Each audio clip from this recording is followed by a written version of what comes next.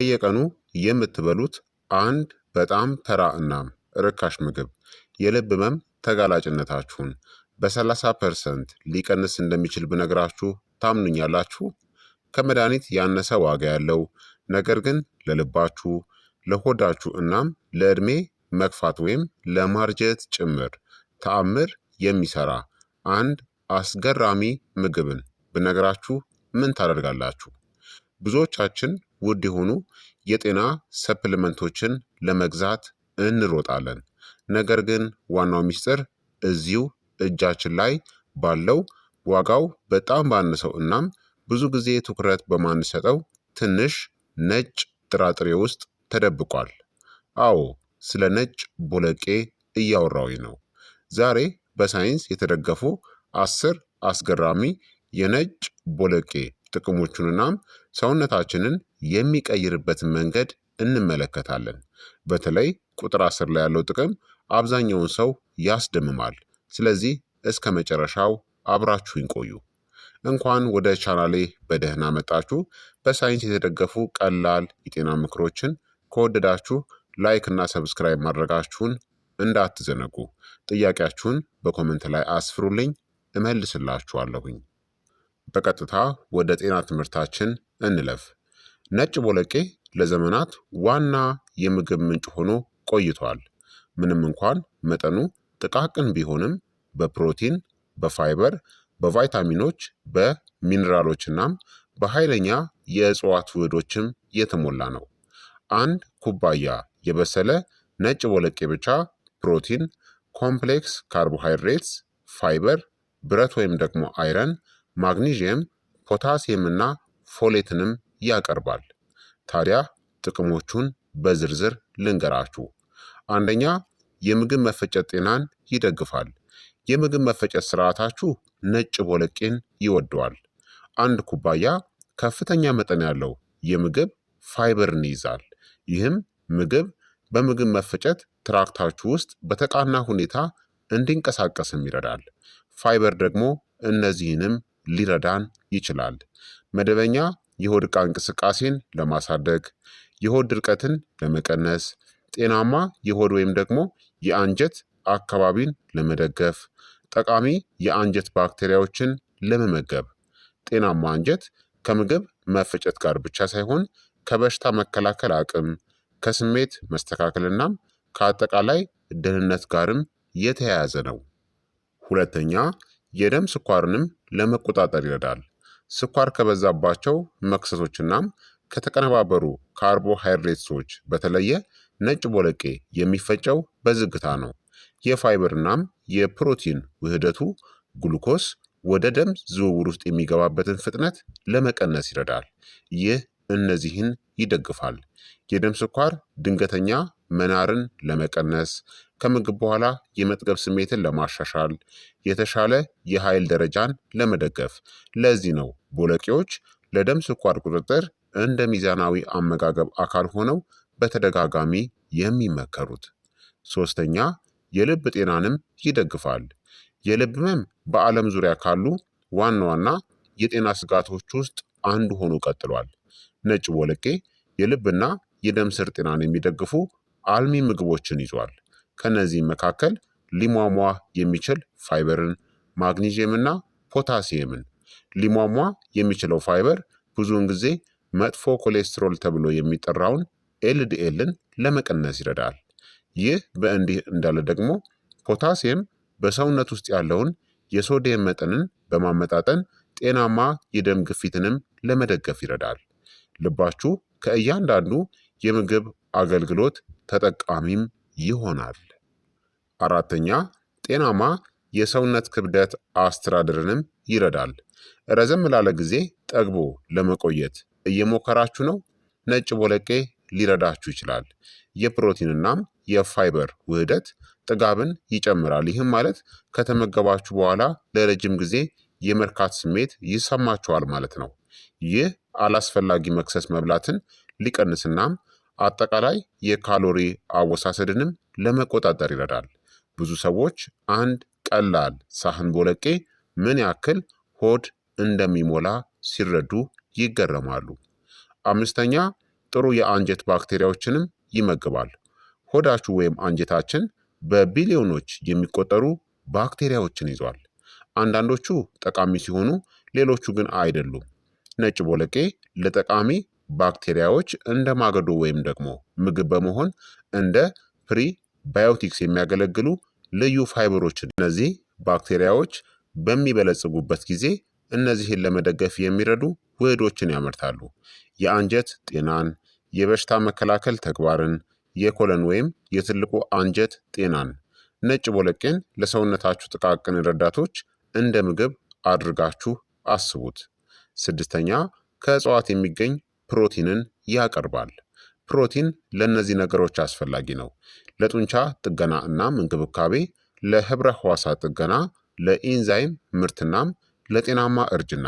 ነጭ ቦለቄ ጠቃሚ የእጽዋት ፕሮቲን ምንጭን ይሰጣል። በተለይም የፕሮቲን ፍላጎታቸውን እያሟሉ የስጋ ፍጆታቸውን መቀነስ ለሚፈልጉ ሰዎች እጅግ ጠቃሚ ናቸው። ሰባተኛ ጤናማ የደም ግፊትንም ይደግፋል። ብዙ አዋቂዎች ከመጠን በላይ ሶዲየምን ይወስዳሉ እናም በቂ ፖታሲየም ግን አያገኙም። ነጭ ቦለቄ በተፈጥሮ በፖታሲየምና በማግኒዥየም የበለጸገ ነው። እነዚህ ሁለት ሚኒራሎች ደግሞ መደበኛ የደም ግፊት ቁጥጥርን የሚደግፉ ናቸው። እነዚህ ሚኒራሎች የደም ስሮች በአግባቡ እንዲሰሩ እናም አጠቃላይ የልብና የደም ስር ጤናን እንዲደግፉም ይረዳሉ። በአመጋገባችሁ ውስጥ ተጨማሪ በፖታሲየም የሚበለጸጉ ምግቦችን ማካተት ለረጅም ጊዜ ጤና ብልጥ እርምጃ ሊሆን ይችላል። ስምንተኛ ለኃይል የሚሆን በብረት ወይም በአይረን የበለጸገ ነው። ሁልጊዜ የድካም ስሜት ይሰማችኋል? ብረት ኦክስጅንን በሰውነት ውስጥ ለማጓጓዝ ወሳኝ ሚናን ይጫወታል። ነጭ ቦለቄ ብረት ወይም ደግሞ አይረንን ይዟል። ይህም ለብረት ንቁ አመጋገብ ጠቃሚ ተጨማሪ ያደርገዋል። ለተሻለ የብረት መምጠጥ ነጭ ቦለቄን በቫይታሚን ሲ ከበለጸጉ ምግቦች ጋር አብራችሁ ተመገቡ። ለምሳሌ ከቀይ ቃሪያ፣ ከቲማቲም፣ ከሲትረስ ፍራፍሬዎች እናም ከሎሚ ጭማቂ ጋር። ይህ ቀላል ዘዴ ሰውነታችሁ ከእጽዋት የሚገኘውን ብረትን የመምጠጥ አቅሙንም ሊያሻሽለው ይችላል። ዘጠነኛ ጤናማ እርጅናንም ይደግፋል።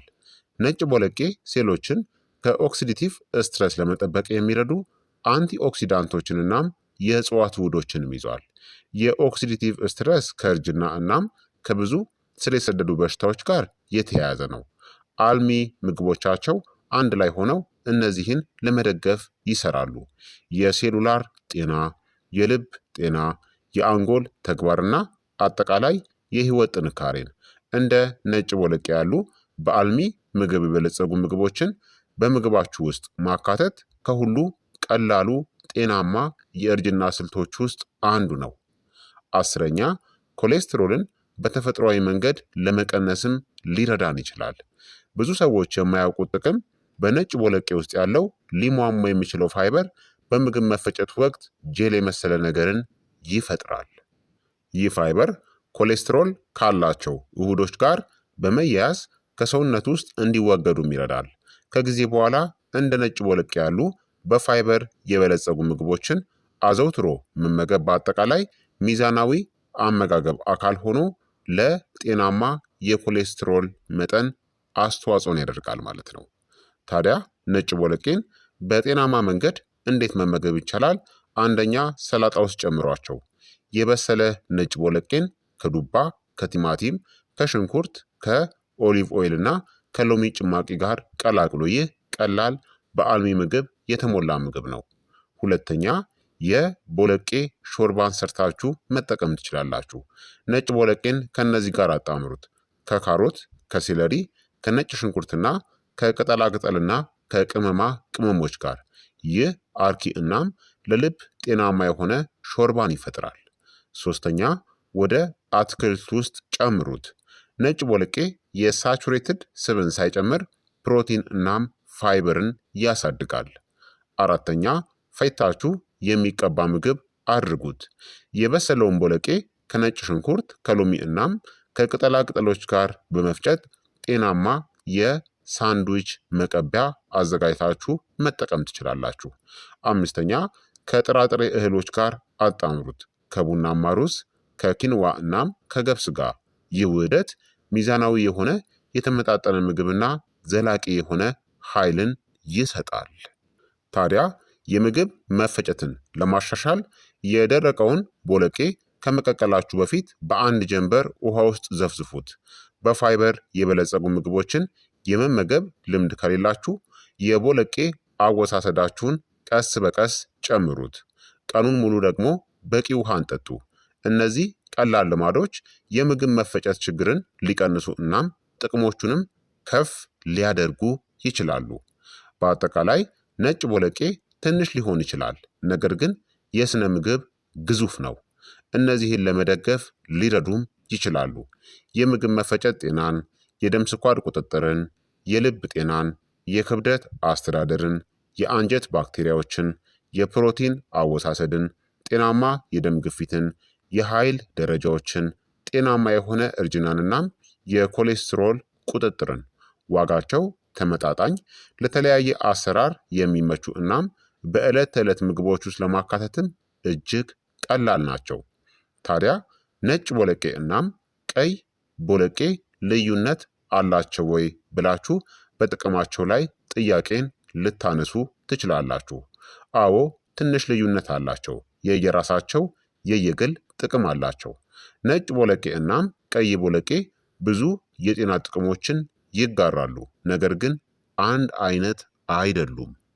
ሁለቱም በፋይበር፣ በእጽዋት ፕሮቲን፣ በቪታሚኖች፣ በሚኒራሎች እናም በአንቲኦክሲዳንቶች የበለጸጉ ቢሆኑም እያንዳንዳቸው የየራሳቸው የአልሚ ምግብ ጥንካሬ ወይም ጥቅም አላቸው። ሁለቱም ቦለቄዎች የሚሰጡት ጥቅሞች ሁለቱም ነጭ ቦለቄ እናም ቀይ ቦለቄ እነዚህን ሊረዱን ይችላሉ።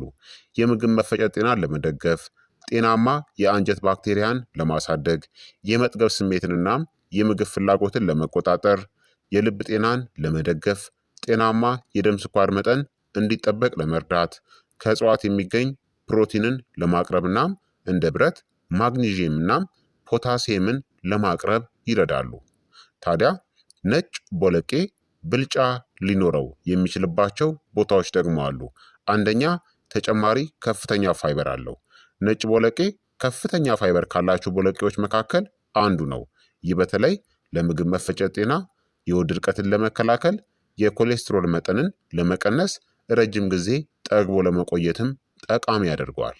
ሁለተኛ ደግሞ ለአንጀታችን ጤናም የተሻለ ነው። በከፍተኛ ፋይበር ይዘታቸው ምክንያት ነጭ ቦለቄዎች በተለይም ጠቃሚ የአንጀት ባክቴሪያዎችን ለመመገብ እጅግ ውጤታማ ናቸው። ታዲያ ቀይ ቦለቄ ደግሞ ብልጫ ሊኖረው የሚችልባቸው የራሱ ቦታዎች አሉ። እነዚህም አንደኛ በአንቲኦክሲዳንት እጅግ ከፍተኛ ነው። የቀይ ቦለቄ ጥልቅ ቀይ ቀለም የሚመጣው ሴሎችን ከኦክሲዲቲቭ ስትረስ ለመጠበቅ ከሚረዱት አንቲኦክሲዳንት ውህዶች ነው። ሁለተኛ ለደም ስኳር ቁጥጥር ደግሞ እጅግ በጣም ጥሩ መሆኑ ነው። ቀይ ቦለቄ በአንጻራዊነት ዝቅተኛ ግላይሲሚክ ኢንዴክስ አለው እናም ከምግብ በኋላ የደም ስኳር መጨመርን የመቀነስ ችሎታው በተደጋጋሚ ጥናትም ተደርጎበታል። ሶስተኛ በጥቂቱ የተሻለ የብረት ይዘት ወይም ደግሞ መጠን አለው። ቀይ ቦለቄ በአጠቃላይ ትንሽ ተጨማሪ ብረትን ይሰጣል። ይህም የኦክስጅን መጓጓዝንና የኃይል ምርትን ይደግፋል። ታዲያ የትኛው ቦለቄ ነው የበለጠ ጤናማ ካላችሁ ግልጽ የሆነ ብቸኛ አሸናፊ የለም። ዋናው ግባችሁ የምግብ መፈጨት ጤና፣ የፋይበር አወሳሰድና የኮሌስትሮል ድጋፍ ከሆነ ነጭ ቦለቄ ምረጡ። ትኩረታችሁ በአንቲኦክሲዳንት በብረትናም በደም ስኳር ቁጥጥር ላይ ከሆነ ደግሞ ቀይ ቦለቄን ወይም ኪድኒ ቢንስ የምንለውን ምረጡ። ምርጡ ምርጫ ታዲያ ግን ሁለቱንም መመገብ ነው። ለምሳሌ ነጭ ቦለቄን በሾርባ እናም በሰላጣ ውስጥ፣ ቀይ ቦለቄን በወጥና በሩዝ ምግቦች ውስጥ ተመገቡ። ይህ የሁለቱንም ቦለቄዎች ጥቅሞችና ሰፋ ያለ የአልሚ ምግቦችን ይሰጣችኋል። ሁለቱም አዘውትራችሁ ልትመገቧቸው ከምትችሏቸው በጣም ጤናማ ጥራጥሬዎች መካከል ናቸው። ታዲያ ይህንን ቪዲዮ ከወደዳችሁት ላይክ ማድረግንና ሰብስክራይብ ማድረጋችሁን በፍጹም እንዳትዘነጉ። ነጭ ቦለቄን እንዴት አድርጋችሁ መመገብ ትወዳላችሁ? መልሳችሁን በኮመንት ላይ አስፍሩልኝ። በቀጣይ የጤና ትምህርት እስከምንገናኝ እኔንም እናንተንም ቸር ያቆየን። መልካም ጊዜ፣ መልካም ቆይታ። ቻው ቻው።